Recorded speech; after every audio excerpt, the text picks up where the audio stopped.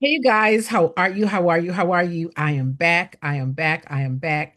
And I'm super excited to be with you all once again. Listen, for those of you that are watching on my YouTube channel, thank you so much. Thank you for following. Thank you for subscribing. Thank you so much for sharing and giving your comments. I really, really appreciate it. For those of you that are listening on my podcast, I appreciate you.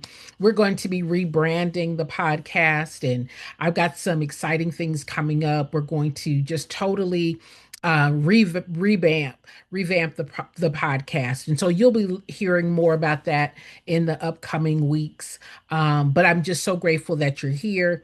I'm grateful that you're listening, and I'm grateful that many of you are sharing, that you're getting a lot of value out of the information that I share. And so that is my purpose, that is my call, that is my mission, is to give you all real information that's going to help take your organization from just a thought of being a startup, or even from the position of being a startup, but moving your organization to be fully funded, to be sustainable, so that you have the means, the resources, so that you can continue to do the work that you so desire to do, that you can help the people that are in need of your assistance, and that your communities can be benefited as a result of. Today, I want to dive into why funders say no, right?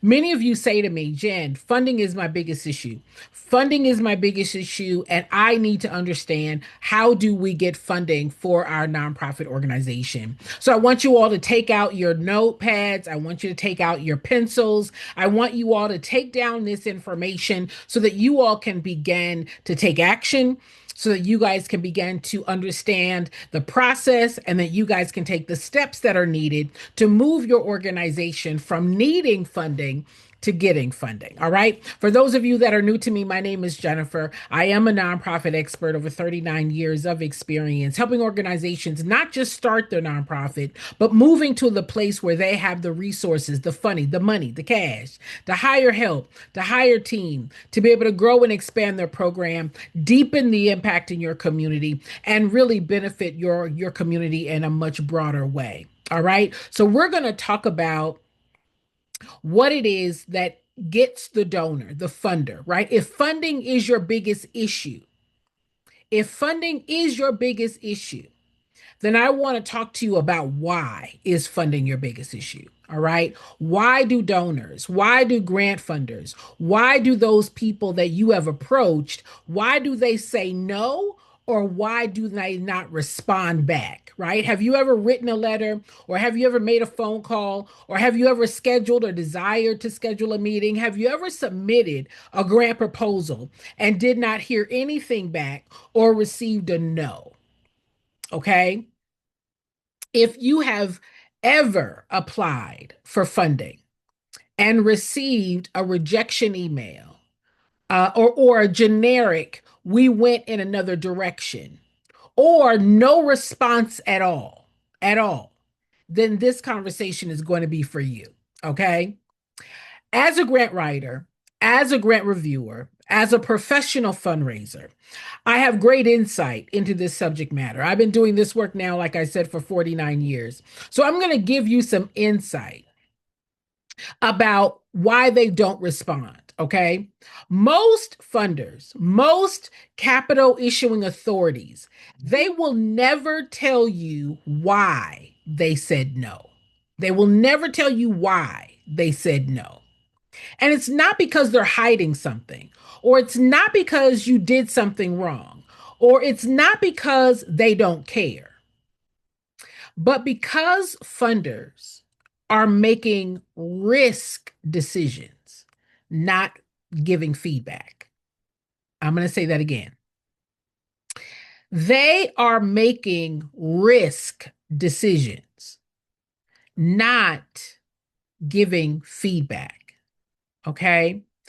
Today, I'm going to explain why funders rarely explain their rejections, and what no usually means behind the scenes. Okay. And I'm also going to share with you the most common unspoken reasons that your donors, your grant supporters, your grant funders, those foundations, the reasons that they walk away, or how to fix the real issues and not just rewrite the grant application. Okay. This is going to save you years of guessing. Okay. Again, I do this work. I've been doing this work. I'm an expert and a professional at this work. Okay. I'm not guessing. I've been in those conversations with donors and funders and those foundation heads and those banks and those decision makers. I've had conversations with them over my 39 years of doing this work. So I know exactly why they don't give feedback. Here's the first thing that you need to understand. Okay. The first thing that you need to understand is that your donors, your funders, your supporters, your sponsors, those that you approach for help, they're not coaches. They're not coaches. They're not consultants. They're not teachers. Their job is to protect their money. Did you hear what I said? If you write a grant and you don't meet the criteria, if you make a solicitation or an ask and they say no, they're not a coach. They're not a consultant. They're not your teacher. Their job is to protect their money, to reduce risk. Their job is to support organizations that they believe will last. And so giving feedback, particularly now because they are receiving thousands of requests. You know, when I started this work 39 years ago, there weren't as many organizations as there are today. Okay. Back then, there might have been maybe 30, 40 grant requests. Now they receive thousands of grant requests, right? So as the years have passed, the number of organizations has increased, but the number of funders, the number of people that give the grant has not kept pace, right? So to give feedback takes time. It creates liability. It opens debate. It invites follow up. And truthfully, it increases their workload. So instead of saying your organization isn't ready, they say we went with another applicant. That's what they say. And that's not personal. That's not personal. That's practical. Okay. I don't want y'all to feel no certain way now. Okay. What a no actually means when they say no, they are usually saying one of these things silently. And this is where you all can learn. This is where you have an opportunity to make the adjustment. This is where you need to and get an opportunity to understand their way of thinking. I want you to put yourself in their shoes for just a moment, okay? I want you to take the hat off of, I need money, Jen. I need funding. I need people to give me money for my program. No, I want you to put yourself in their shoes for just a moment. That when a funder says no, when that foundation says no, okay, what they are really saying silently is that your organization feels risky. They don't see enough structure. The leadership capacity looks thin. Y'all know what I'm talking about. Jen, we don't have a budget. Jen, we don't have a board. Jen, we don't measure results of our program. Jen, I'm doing everything by myself. Leadership looks thin. They don't understand how this work will continue, right? You've been filing that 990 every year. What does the 990 postcard say? We don't have any money. We don't have any money. We don't have any money. We don't have any money. But yet you're asking them to invest more money into the organization than you have. And so when those dollars have been spent, they're thinking to themselves, how is this work going to continue after our money is gone? Can you understand that? They're also thinking this organization seems too dependent on one person. Now, that's for those of you that say, Jen, I'm doing everything by myself. I'm doing everything, Jen. I'm running program. I'm doing the fundraising. I'm having to learn grant writing. I'm having to run the program. I'm having to run the organization, Jen. I don't have board members. I'm doing everything by myself. That's a risk. They don't see systems yet. They rarely say this work isn't important. That's not what they're saying. They rarely say this program doesn't matter. That's not what they say. What they are saying is we are not confident this organization can manage money long term. And that's the difference. That's the difference. The top six unstated reasons that your donors, your foundations, those capital issuing authorities say no. The top six reasons. The number one is too much founder dependence. If everything depends on one person, then they worry. What if they burn out? What if they leave? What if something happens to them? Then what's going to happen to the organization? Can you understand why they would question that? When everything falls on one person, but you're wanting them to invest in the organization that is too dependent on one person. The number two reason is a weak or passive board. A board that exists on paper signals a lack of oversight, a lack of accountability, a lack of shared responsibility. That's how your organization is supposed to be structured.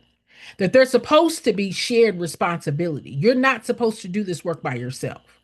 You are a community based organization. You are not supposed to do this work by yourself.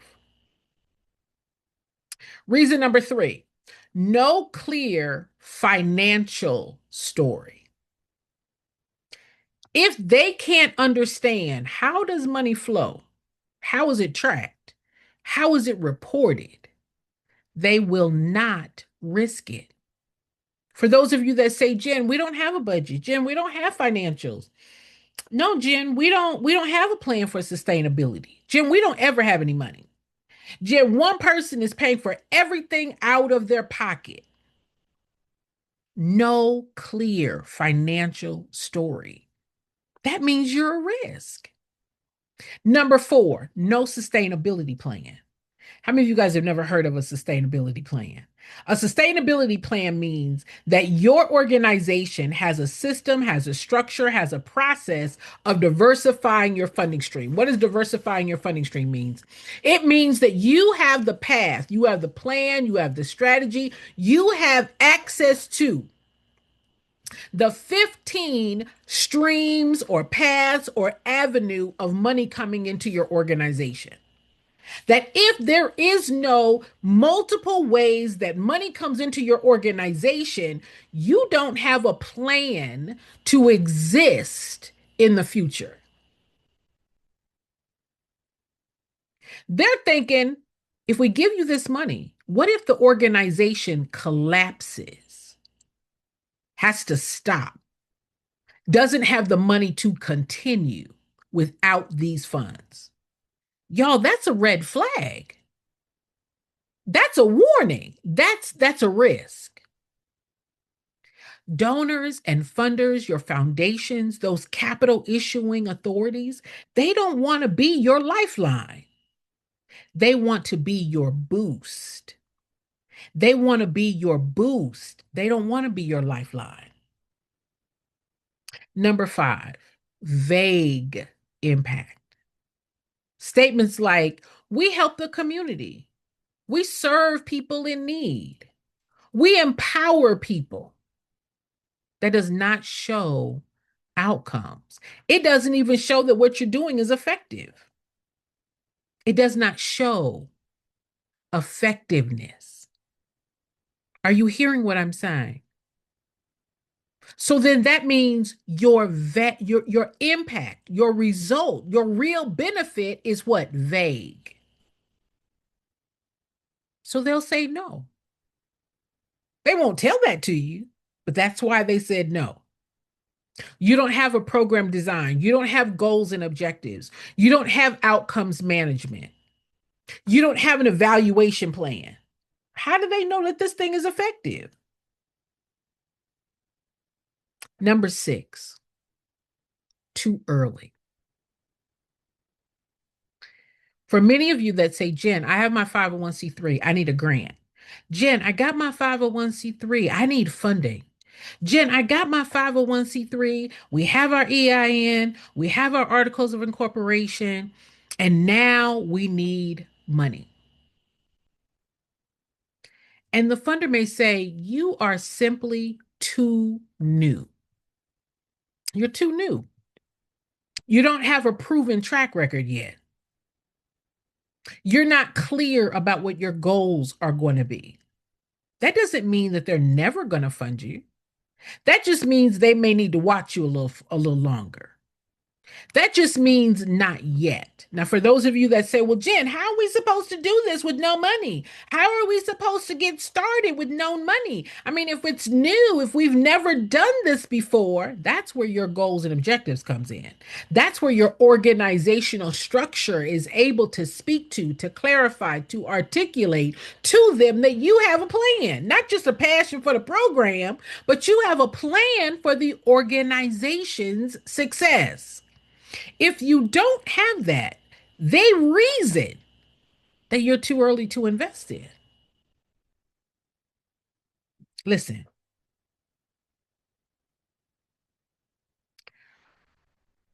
most of you respond to the no, okay?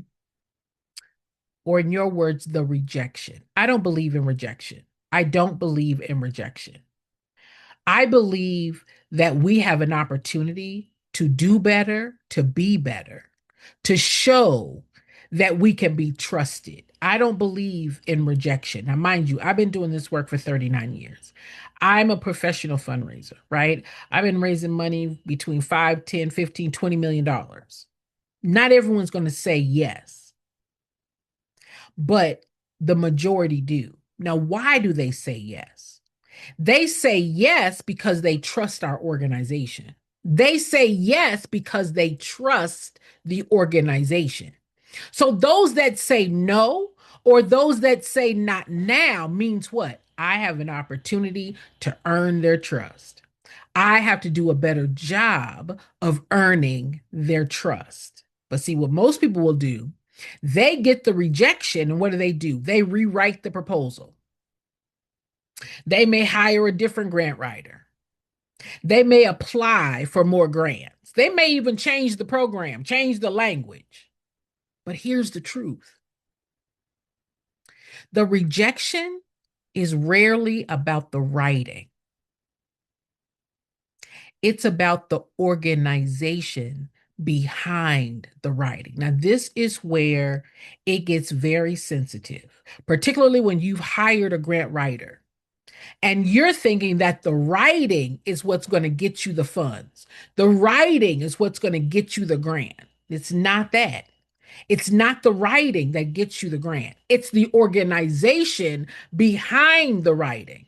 That if you don't have financials, if you don't have a sustainability plan, if you don't have a budget, if you haven't done your 990s, if you said in your 990s that you don't bring in any money, it's the organization that they are considering, not just the writing. The rejection doesn't come because of the writing. So don't kill the grant writer. Don't want to hang the grant writer. Okay? You didn't pay them to get you the grant. You paid them to do the writing. They did the writing. But rarely is the rejection about the writing. It's about the organization. And that's your lane. That's your lane. That's not the writer's lane. That's your lane. Your lane is the organization. And so you have an opportunity, right? How do you turn this silent no into a yes? Are y'all writing this down? Are y'all writing this down? How do you turn a no, a not now, into a yes in the future? Here are some actual changes that you can do that will get you that yes. Build internal systems. Your systems of diversifying your funding streams, your systems of being more sustainable, deepening your relationships, right? Building more community trust and awareness, your visibility, your credibility. Because if a grant funder is looking at you saying that you're a community based organization, but no one in your community supports you, no one in your community supports you. So, how are you supposed to replace these dollars from within your community when these monies are gone? So, what can you do? Build your internal systems, right? Your fundraising systems, your communication systems, your program evaluation systems that show and share with your community that your program works. Another thing that you can do is clarify your leadership roles. Listen, you're in leadership. You're the CEO. You are the executive director, but you're running program. You're doing the board work. You're doing the social media. You're trying to learn how to write grants. You're doing everything. That shows that there's no role, right? You can strengthen your board. Jen, how do I get board members? How do I get board members? By doing one and two. By doing one and two. Number four, create a fundraising plan. What's a fundraising plan? A fundraising plan says we know what our expenses are monthly, and we have a plan to bring in the revenue to cover those expenses monthly. Number five, track your outcomes. That's how we build trust. We build trust with our communities by letting them know that our program works. Not just that we did the program, but that our program works. What does program work means? That we solve the problem, that we have a real result, that there is evidence of improvement or benefit because of what we've done. That's outcome. That's not activity. That's not passion. All right. Diversify your funding streams, your revenue. Diversify your revenue. You have 15. I don't think you heard me. You have 15 ways by which money comes in. Start with three. Every quarter, add another one. Every quarter, add another one. You have 15. Diversify your funding streams because what does that show? That shows you, one, have support. That shows, two, that you have experience managing money. Number three, it shows them that you are able to cover your expenses. Now, can you be trusted if you cannot cover your expenses? Can your organization be trusted with money if you can't show that your organization can cover its expenses? And number seven, reduce the dependency on the founder. Those of you that started your organization, everything falls on your shoulders. If you get sick, if you walk away, you can't even take vacation. That if you walk away, the whole organization stops operating. This work happens before your next application. And that's why some organizations get funded after being denied, and others never do. I want you guys to think about this. The no means not now. The no means I have the opportunity to put in place what they require. It's a two-way street, y'all. It's not a one-way street. It's not we need money, Jen. We need board members, Jen. We need partners, Jen. We need. No, what do they need? You want to give them what they need so that they then are interested, they are inclined, they are motivated, they are excited, that they trust you. It's not a one-way street, it's a two-way street. And here's a hard but loving truth. Can y'all handle the truth? This is a hard but loving truth. If you're getting repeated no's with no feedback,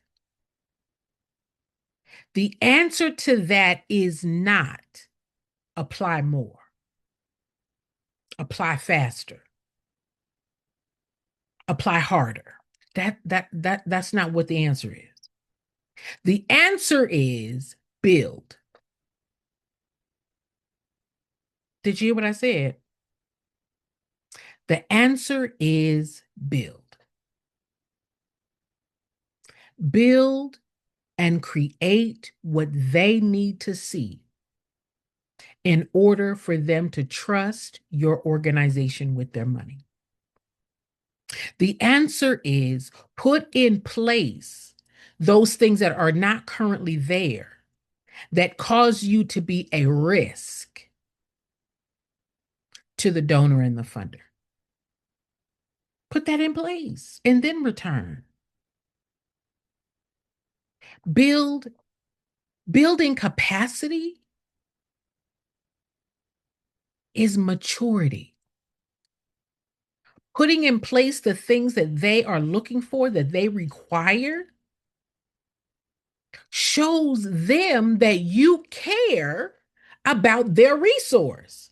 By putting in place the things that they think is important, shows them that you are a good partner for their money.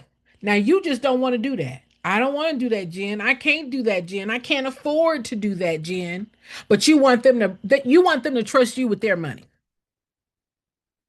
But you don't want to put in the systems. You don't want to put in the processes. You don't want to put in what is going to help you to be sustainable and show your organization to be a viable organization that your donors, your funders can trust. That's not your priority. Then it's not going to be theirs either. Did you hear what I said? For those of you who think, no, no, no, that's not really important. That's not the top of my list. Then you are not going to be at the top of their list. That if building the capacity that's going to show them, demonstrate to them that you care about the relationship with them and their money.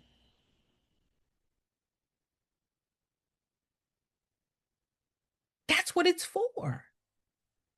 Let me tell you what they're going to do. They're going to tell you no, and they're going to give it to an organization that has it. That's what they're going to do. They're not even going to stop. Because again, they got lots of proposals. You're not the only one. They're going to push yours right to the side, and they're going to fund a similar organization to yours, an organization that's doing the exact same thing as you, but they have the structure, they have the systems, they have the evidence. Now, their program may not even be as good as yours. Their program may not even be as effective as yours. Their program may not even be as impactful of yours, but they're not funding that program. They're funding the organization. Did you hear what I said? You have an opportunity. You have an opportunity to put your organization in the structure that's going to attract, that's going to clarify, that's going to demonstrate, that's going to articulate that you want to be in partnership with them or not. Okay. I hope that I've explained clearly experiences that you may not have understood before. If you finally see why the no felt confusing, because you may be sitting back thinking, well, Jen, we're doing great work. Jen, we're really passionate. Jen, there is a need. Jen, we've been doing this a long time. That ain't why they're telling you no.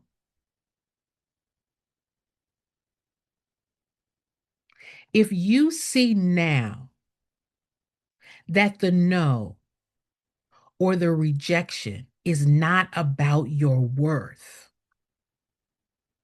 it's about your readiness to sustain your program, your readiness to stabilize your organization, your readiness to be able to manage money, your readiness to lead an organization and build a team, your readiness for sustainability.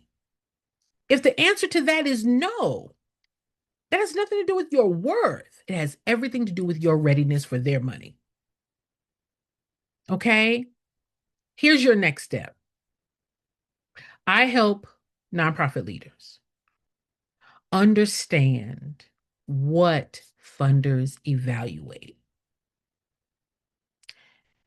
I help nonprofit organizations identify those readiness gaps.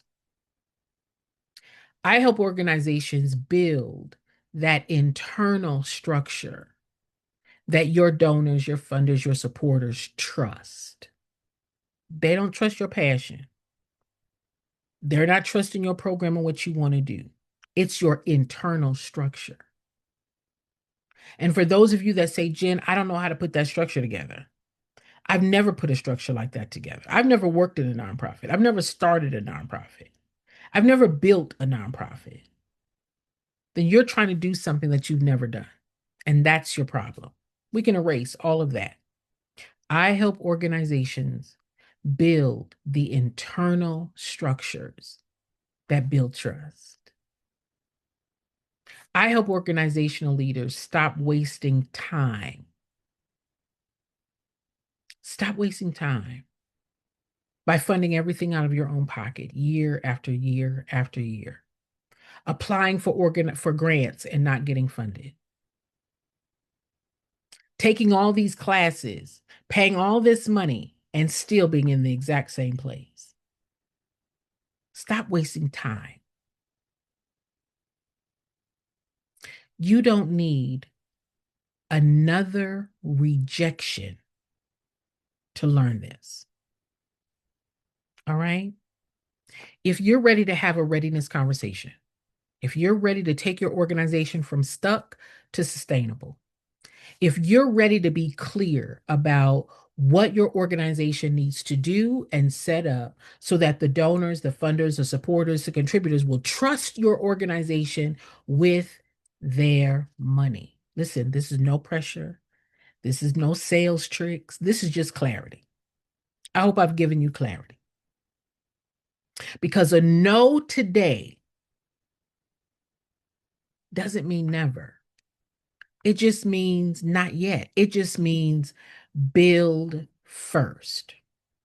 If you're ready to build, if you're ready to say, Jen, I've been trying to do something that I've never done.